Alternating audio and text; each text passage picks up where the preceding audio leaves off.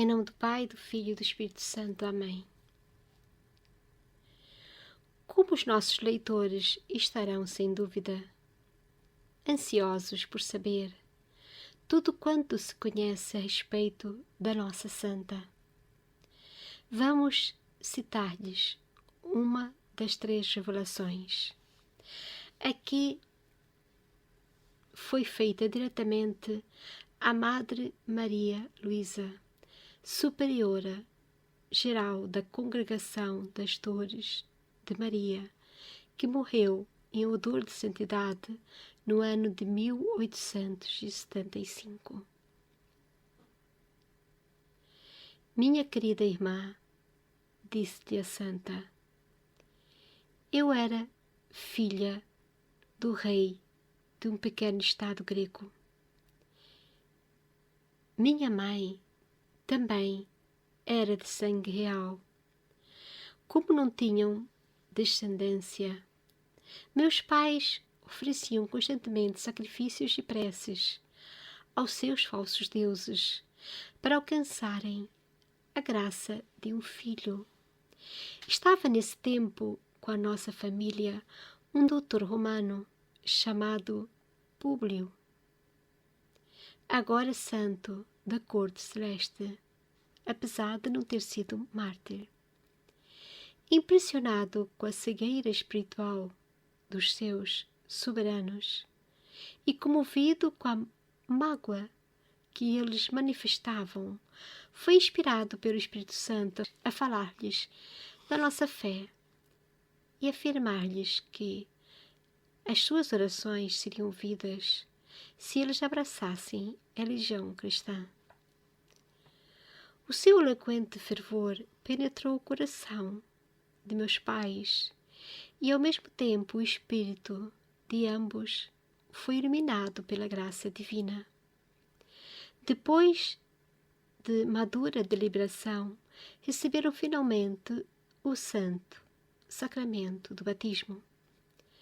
Nasci no princípio do ano seguinte, a 10 de janeiro, e chamaram-me Lumena, ou Luz, porque nascera sobre a luz da fé a que meus pais votavam agora ardente devoção. Deram-me no batismo o nome de Filomena, isto é, amiga da luz, que me iluminou a alma pela graça desse sacramento. A divina providência permitiu que o epitáfio do meu sarcófago fosse exarado neste verdadeiro sentido, apesar dos intérpretes não terem percebido que este era o pensamento exato no espírito daqueles que primeiramente o escreveram. Meus pais dedicavam-me a maior afeição possível, e meu pai não podia conformar-se com a ideia de me ter fora de suas vistas. Por este motivo, quando eu contava 13 anos, acompanhei-os a Roma. Esta viagem foi efetuada em consequência da declaração de guerra que injustamente nos foi feita pelo soberbo e poderoso imperador romano. Reconhecendo a sua fraqueza, meu pobre pai partiu para Roma na esperança de obter a paz com o imperador. Minha mãe e eu acompanhámo-lo e estivemos presentes na audiência que o tirano lhe concedeu. Que extraordinário destino o que me esperava!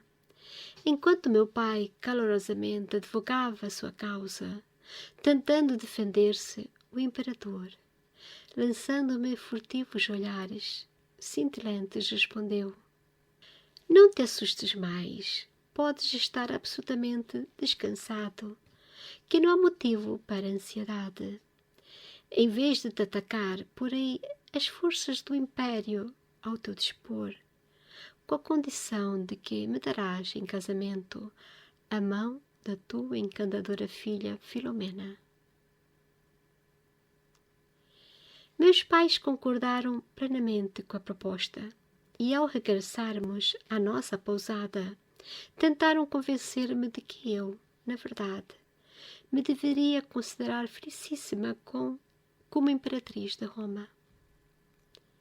Recusei a proposta sem um momento de hesitação e declarei-lhes que já me havia tornado esposa de Jesus Cristo por um voto de castidade quando tinha 11 anos. Meu pai, então, por todos os meios, diligenciou provar-me que uma criança da minha idade não podia dispor de si própria como lhe aprovesse, e invocou toda a sua autoridade para me obrigar a obedecer. Mas o meu divino esposo deu-me a necessária coragem para permanecer firme na minha resolução. Quando o imperador foi informado da minha resposta, considerou um mero pretexto para lhe sermos desleais e disse a meu pai: traga-me aqui a princesa Filomena e eu verei se posso convencê-la ou não. Meu pai foi-me buscar, mas vendo que a minha resolução era inabalável, ele e minha mãe ambos se lançaram aos meus pés, suplicando-me que mudasse de propósito. Filha, exclamavam eles, tem dó de teus pais, tem piedade do nosso reino. Eu respondi que os meus pais e o meu reino eram o céu. Deus e a minha virgindade estavam, para mim, acima de tudo mais. No entanto, não podemos deixar de obedecer o imperador, apresentando-nos no palácio. Ele primeiro usou de toda espécie de promessas e de lisonjas para me induzir a aceitar o casamento. Mas tudo foi em vão. Depois recorreu a ameaças, mas sem melhor resultado. Por fim, num acesso de desespero, impelido pelo demónio da luxúria, ordenou que eu fosse atirada para um cárcere nos subterrâneos do Palácio Imperial. Aí amarraram-me os pés e as mãos e carregaram-me de cadeias, na esperança de assim me constrangerem a casar com aquele homem em cuja alma só imperava o espírito das trevas. Todos os dias ele vinha renovar os seus galanteios. Aliviavam-me dos ferros, de modo que eu podia tomar um pouco de pão e água. Mas o imperador, ao ver que os seus esforços eram inúteis, mandava que se me repetissem as torturas. Durante todo este tempo, o meu divino esposo me amparou. Constantemente eu me encomendava a Jesus e a sua mãe bendita. Passavam-se estas coisas havia 37 dias, quando a Rainha do Céu me apareceu, aureolada por uma luz deslumbrante e sustendo nos braços o seu divino filho. Minha filha, disse-me ela, continuarás ainda mais 3 dias neste cárcere e depois, no 40º dia do teu cativeiro, abandonarás este lugar de tormento. Ao ouvir estas palavras animadoras, o meu coração pulsou de alegria. Mas a bendita Mãe de Deus continuou: quando o abandonares, sofrerás ainda cruéis torturas por amor de meu filho. Esta nova revelação deixou-me apavorada e cheguei a experimentar a sensação de que já me assaltavam as terríveis agonias da morte. Coragem, querida filha, acrescentou a Rainha do Céu, querida acima de todas, porque tens o meu nome e o nome do meu filho. Tu chamas-te Lumena, o Luz. Meu filho, teu esposo, chama-se Luz, Estrela, Sol. E eu também não me chamo igualmente Aurora, Estrela, Lua, Sol? Eu serei o teu amparo. Agora é o período transitório da fraqueza e da humilhação humanas. Porém, quando chegar a hora do julgamento, então receberás a graça da divina força. Além do teu anjo da guarda, terás ao teu lado o arcanjo Gabriel, cujo nome significa a força do Senhor. Quando eu estava na terra, era ele o meu protetor. Eu agora o mandarei àquela que é a minha mais querida filha. Estas palavras tranquilizadoras reanimaram a minha coragem e a visão desapareceu, deixando na masmorra perfume celeste. O imperador, perdendo a esperança de me fazer ceder aos seus desejos, recorreu às maiores torturas com o fim de me aterrorizar e assim conseguir que eu quebrasse o meu voto feito a Deus. Ordenou que eu fosse amarrada a uma coluna e cruelmente açoitada, acompanhando-se ainda o bárbaro suplício de horríveis blasfémias. Dizia o tirano: visto que é tão persistente em preferir um malfeitor condenado à morte pelos seus próprios compatriotas ao imperador como eu, sofre ela o castigo merecido. Vendo que, apesar de eu estar toda numa chaga e minha resolução continuava inalterável, mandou que tornassem a levar-me para a prisão, onde deveria agonizar e morrer. Estava eu, lançando o meu pensamento para além da morte, esperando descansar no seio do meu esposo, quando me apareceram 2 anjos resplandecentes e derramaram um bálsamo celestial sobre as minhas feridas. Estava curada. Na manhã seguinte, o imperador ficou assombrado ao saber a notícia. Vendo-me ainda mais forte e mais bela que nunca, esforçou-se por me convencer de que eu recebera aquele benefício de Júpiter, que para mim destinava a coroa imperial. O Espírito Santo inspirou-me e refutei aquele sofisma, ao mesmo tempo que resisti às malícias do imperador. Louco de raiva, deu ordem para que me prendessem ao pescoço uma âncora de ferro e me lançassem ao Tibre. Meu Jesus, para mostrar o seu poder e confundir os falsos deuses, mais uma vez mandou em meu auxílio os seus 2 anjos, que cortaram a corda e a âncora caiu no fundo do rio, onde ficou encravada no lodo. Trouxeram-me então para a margem, sem que uma só gota de água tivesse tocado nas minhas roupas. Este milagre converteu um grande número dos que o presenciaram. Diocleciano, mais obstinadamente cego que Faraó, declarou então que eu devia ser feiticeira e ordenou que me trespassassem de setas. Mortalmente ferida, quase morta, uma vez mais fui atirada para a prisão.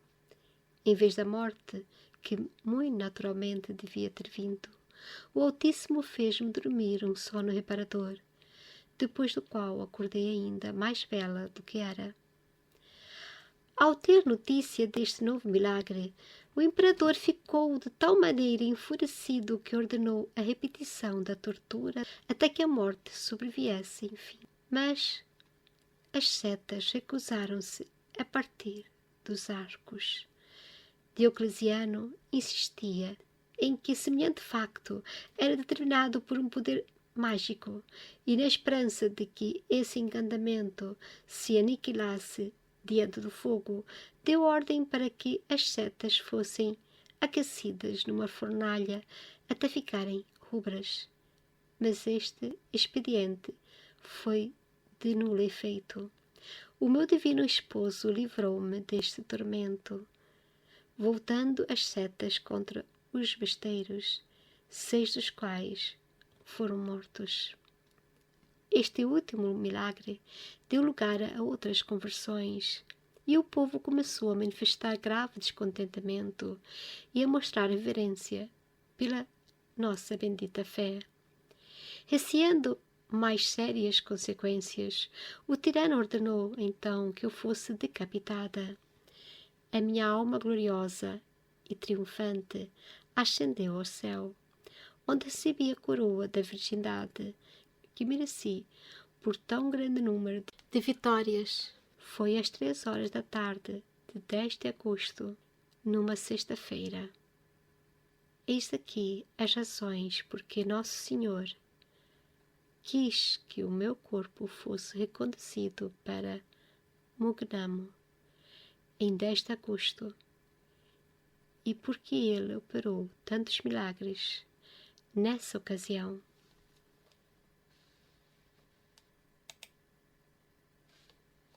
Depois deste relato, que então aqui soubemos que houve 3 revelações sobre a vida de Santa Filomena, entre as quais uma delas uma freira, Madre Maria Luísa, superiora geral da Congregação das Dores de Maria, que morreu em odor de santidade em 1875.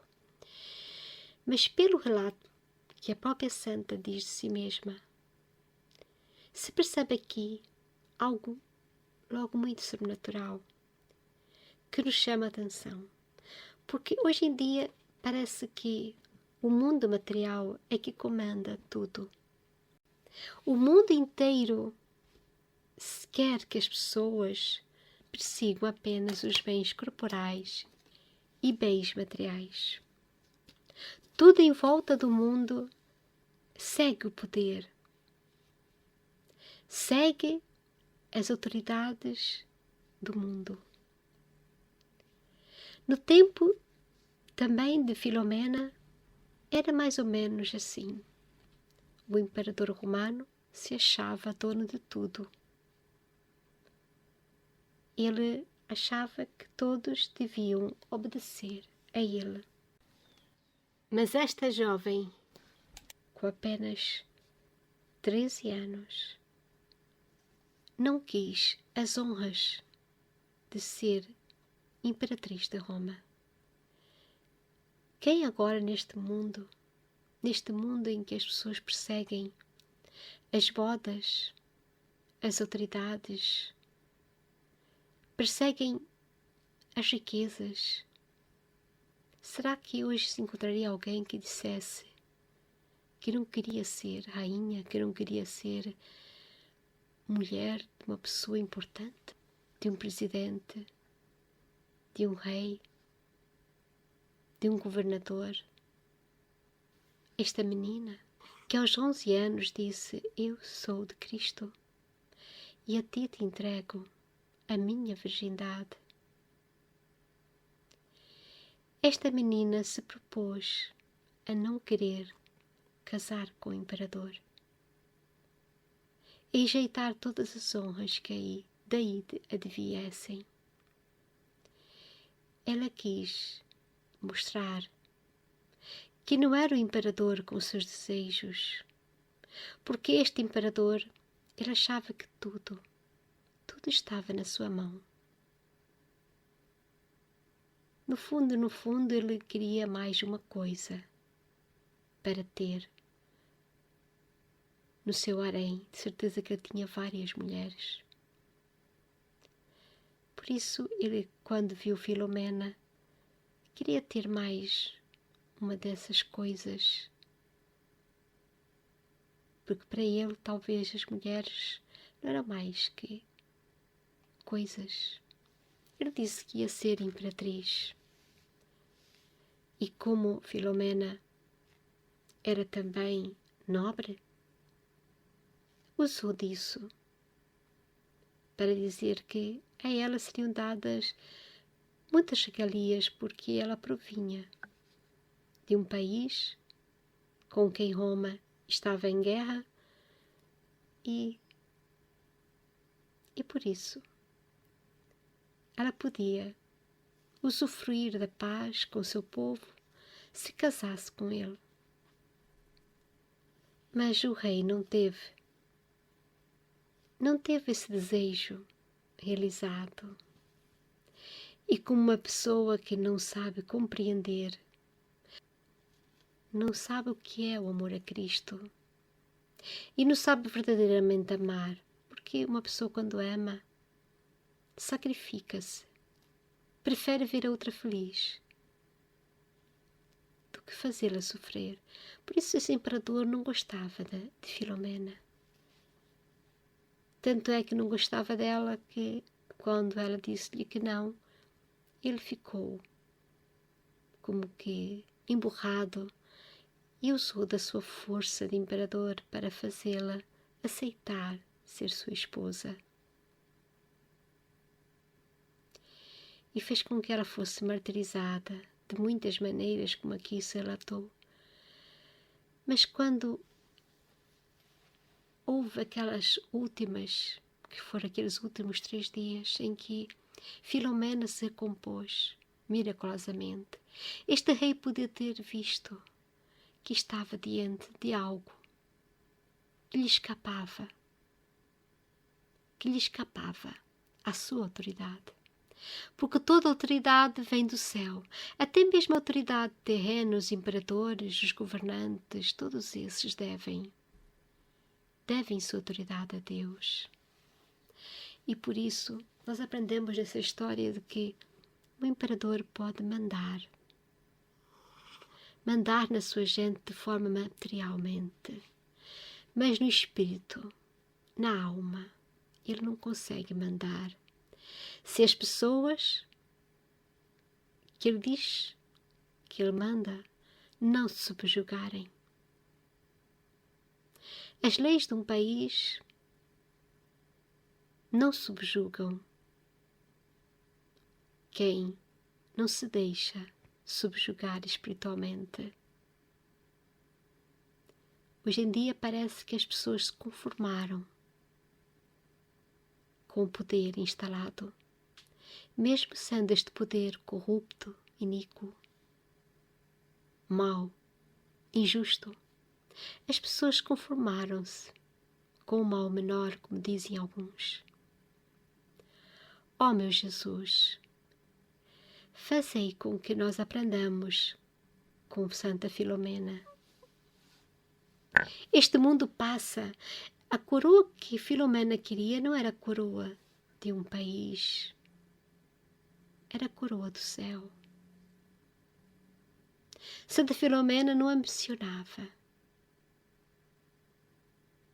ter riquezas aqui na terra. Ela queria ter as riquezas do céu, porque estas riquezas do céu é que são eternas. As riquezas da terra, infelizmente, como desse imperador, um dia ele apareceu, morreu, e todo o seu poder, toda a sua glória, toda a sua riqueza, que ele dizia que ele se julgava dono, acabou para ele. Foi dado a outros. E ele onde ficou? Com a sua maldade, com o seu ódio, com a sua perseguição aos cristãos, onde é que ele foi? Foi julgado por seus atos. Porque de Deus não se zomba. Ele quis ser maior que Deus. Este foi um dos grandes pecados do ser humano, querer ser maior que Deus. Por isso tenhamos nesta história de Santa Filomena um espelho para a nossa vida. Ela tinha medo, quando Nossa Senhora disse-lhe que ela ia ter mais sofrimento. Ela ficou receosa. Sim, ela era humana. Qualquer um de nós, diante do sofrimento, treme. Mas os olhos devem estar em Deus e não nas coisas humanas, para que possamos vencer estas misérias que um dia vamos ter que deixar para outros. O que queres desta vida? As riquezas do céu ou as riquezas da terra? Queres continuar com a tua luta apenas para teres o teu corpo e os teus bens materiais, ou a partir da história de Santa Filomena, vais meditar que uma jovem menina preferiu o céu, preferiu as riquezas que o céu lhe daria após a morte, de qualquer outra riqueza, de qualquer outro poder nesta terra que um dia iria acabar. Os pais dela julgavam que... Os pais dela, de Santa Filomena, até pensaram assim, não, vamos nos conformar com isso. Porque hoje em dia nós pensamos assim, pronto, não vamos andar aqui em guerras, em bulhas com uns com os outros, em brigas, em guerras uns com os outros. Vamos pela paz, falsa paz. Certamente que este imperador iria dar aos pais de Filomena. Porque os poderes deste mundo, sem Deus, nunca dão uma verdadeira paz ao seu povo.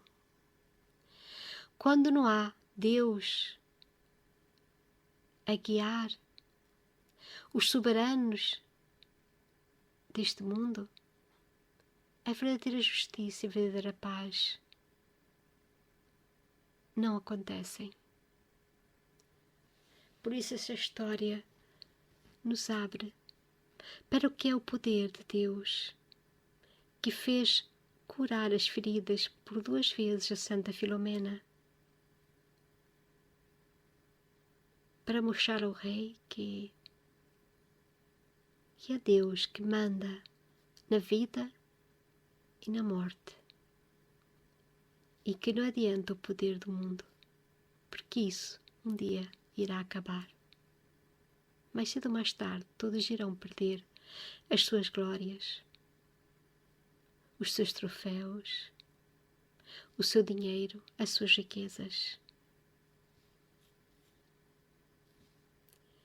Santa Filomena, rogai por nós. Em nome do Pai, do Filho e do Espírito Santo. Amém.